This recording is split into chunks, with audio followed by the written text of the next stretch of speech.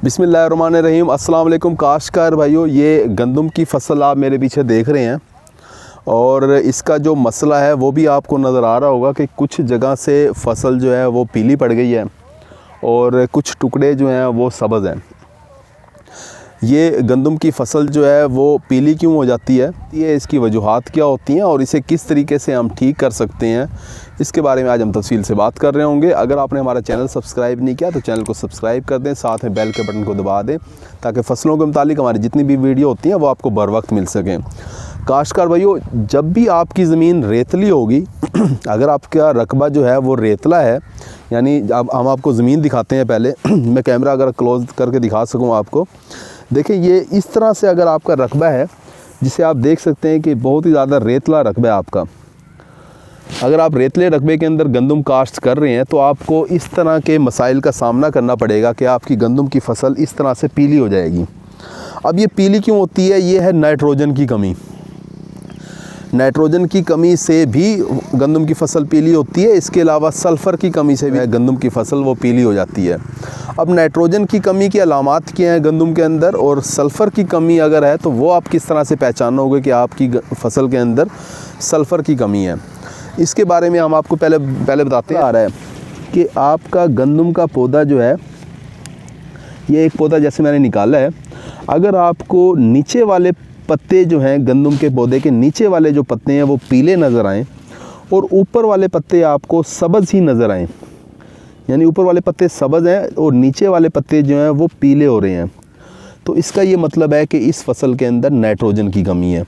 क्योंकि नाइट्रोजन जो है, यानी यूरिया कह लें आप इसे, यूरिया जो है जब आप इस्तेमाल करते हैं तो ये पानी के साथ नीचे चली जाती है, जड़ों के अंदर नहीं रहती। ख़ास तौर पे जो रेतले रकबे होते हैं उसके अंदर तो ये बहुत नीचे चली जाती है।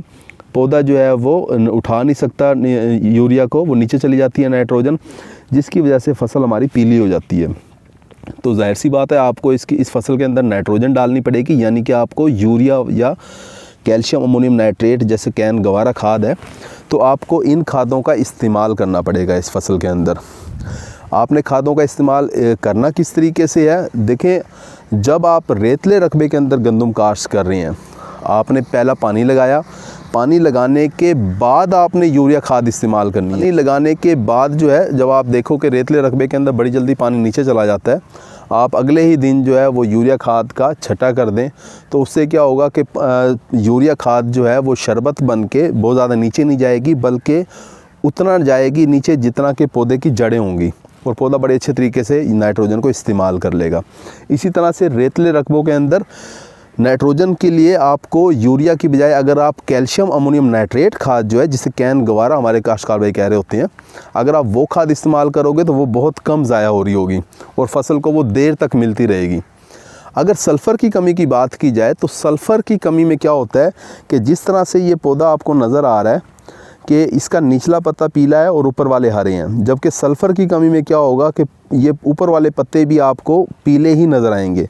पूरा का पूरा जो आपको खेत है वो सारा का सारा पीला नज़र आएगा। सल्फ़र की कमी की ये अलामात हैं और रेतले रकबे के अंदर सल्फ़र की कमी की अलामात भी आ रही होती हैं, सल्फ़र की कमी भी होती है। तो उस सूरत में आपको अमोनियम सल्फ़ेट खाद जो है, जिसके अंदर सल्फ़र होता है, आपको वो खाद इस्तेमाल करनी चाहिए। वो अगर आप एक बोरी पहले पानी के साथ इस्तेमाल करते हैं, पानी लगाने के बाद एक बोरी इस्तेमाल करें, तो उससे आपकी सल्फ़र की कमी दूर हो जाएगी।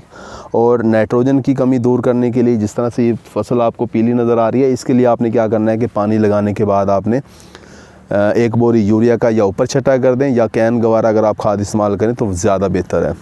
उम्मीद है कि वीडियो आपको अच्छी लगी होगी और आप अपने मसाइल, जो आपके खेत के इस तरह के मसाइल होंगे, उन्हें आप दूर करने में कामयाब हो सकोगे। अपना ख्याल रखिएगा। अल्लाह हाफ़िज़।